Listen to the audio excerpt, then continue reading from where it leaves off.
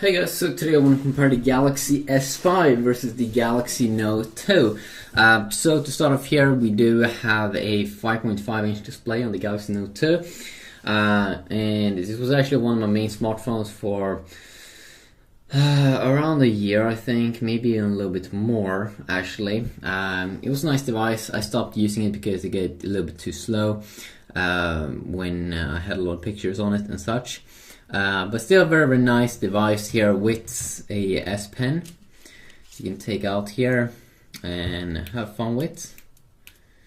But yeah, so if you take a look at it here compared to the new Galaxy S5, we can see on the front side, back key, menu key. We don't have a fingerprint sensor here, which we do have on the S5.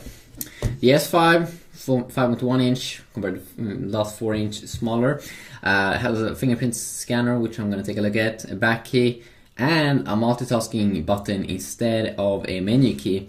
So that means that when you're inside of an internet browser and want to bring up the menu, instead of tapping down here, you now have to tap into the software on the menu to bring that up. As I said, a fingerprint scanner, I need to take a look at that also in the future. If we move on to the back side here, both have of course a removable back. S Pen, as I did show you there, has a speaker here on both. The speaker on the Galaxy S5 kind of seems to suck. Could be because I had it in water, but overall it seems to kind of suck in sound. Up here at the top, 8 megapixel camera versus a 60 megapixel camera, and a heart rate scanner here. You can see a dotted texture back here, which is a little bit interesting, I think. But other than that, it's pretty much the same. You do have an IR port here though, so you have like a TV app on this device. So I can actually control my TV with this smart remote little thing here. I can just go up here and I can turn on my TV, I can change channel, I can do all kinds of cool things, which I might show in a future video. But of course that's things that you can't do here on the Galaxy Note 2. The advantages of course here with the Galaxy Note 2 is, I mean, it feels a little bit different here. The advantages of course is a bigger battery life. Bigger battery, I mean. Camera's not as good. It's not dust and water resistant as the Galaxy S5 is, because the Galaxy S5 has a closing on here, and also on the back of this case it has a little protecting area which is protecting the most important parts of the phone. So that is quite nice. If we also move on here, check out the software a little bit. We can see here it has a little bit of a different like bubble effect. You have quick access here to some things. You can probably do the same thing here on the Galaxy S5. So if you unlock it here, you can see first the icons looks a little bit different. You can see that you no longer have a widget page on the brand new S5.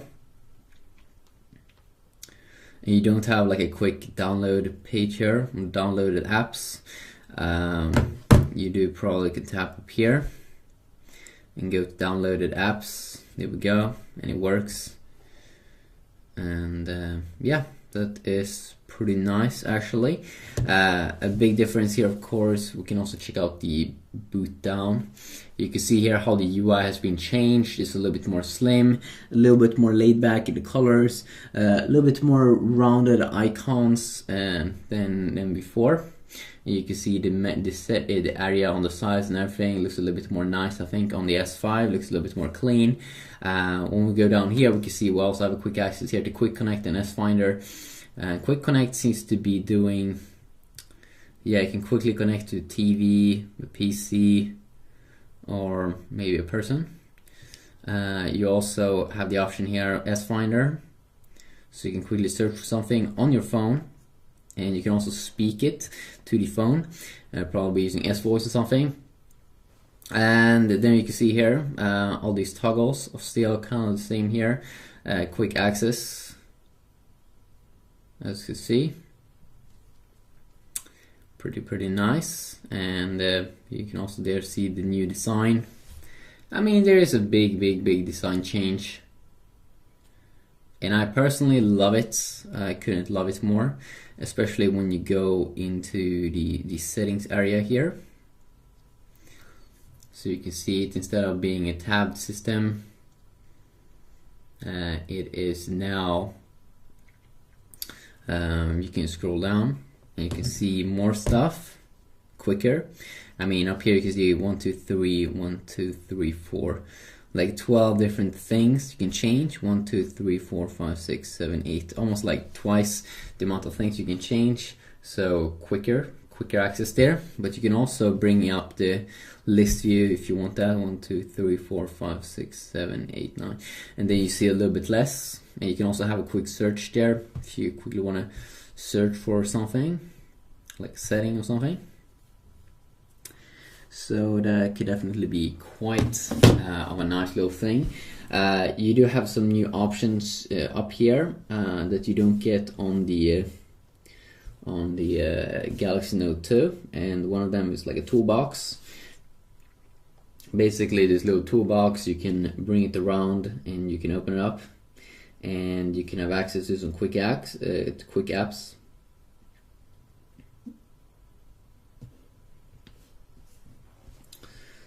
So let's just pick some apps here.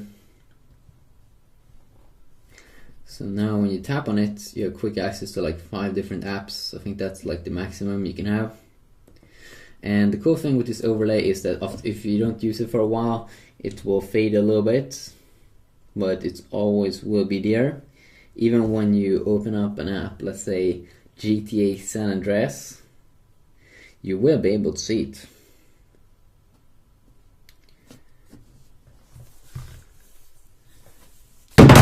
Oh my god. What's that? Okay, that was not a part of the phone that got destroyed. That would kind of suck. But you can see here when I open up GTA San Andreas that I have quick access. So quite nice if you'd ask me personally. And it's also quite great in terms of speed by changing through different apps. So open up the no, it did open up the 16 megapixel camera. And now I actually can't see the toolbox now. So what happens? Yeah, maybe camera app is one of those apps that it's pretty hard to have it in, because it's just random. But it switches very quick. And if you want to close it, you can just take it, hold it in, and go up there to remove it. So quite a nice thing. It also has an ultra power saving mode. Download booster is basically a thing where it uses both the Wi-Fi and your 4G or your data speeds on your carrier network to download stuff even quicker. So if you have 4G plus your Wi-Fi, you can download things like even quicker than usually. So that is quite nice, but of course it will draw more data and such things. So a lot of carriers in the US have blocked that feature. You do have an ultra power saving mode here, which is showing you estimated standby time 6 days on just 50% battery. So you could probably maybe max out with like almost like 14 days or 12 days on standby here with the S5. It will turn everything into a gray scale, which is just to save even more battery. There you go. So it's running right now. So you can see that it not might look that interesting here, but you do have still some pretty nice stuff inside of this. The normal like energy saving mode here that we do have on the Galaxy Note 2. It's a little bit more boring. I have it activated right now, and it doesn't really change that much. Probably it's running on a one less core or something, but here you can really see that it's saving battery. You can still activate Wi-Fi, use the internet, and those things that you want to change or probably want to use a lot. So I can pop up the internet here.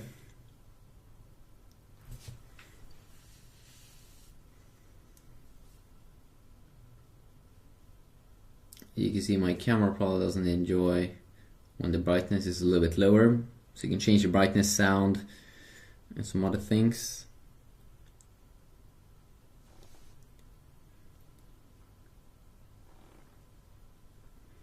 But you see it's fully working just as it should. Probably a little bit slower in performance as well, because it is taking advantage of everything, or just running on a single core or something to save even more battery life. And then of course we do have the normal things like a phone app and the messages, and you can also add even more apps. Seems like you can add a calculator, clock, Google Plus, voice recorder. Doesn't look like you can add a game, but what the fuck would you want to play a game when you're doing this? What is up? What are you doing? Hi.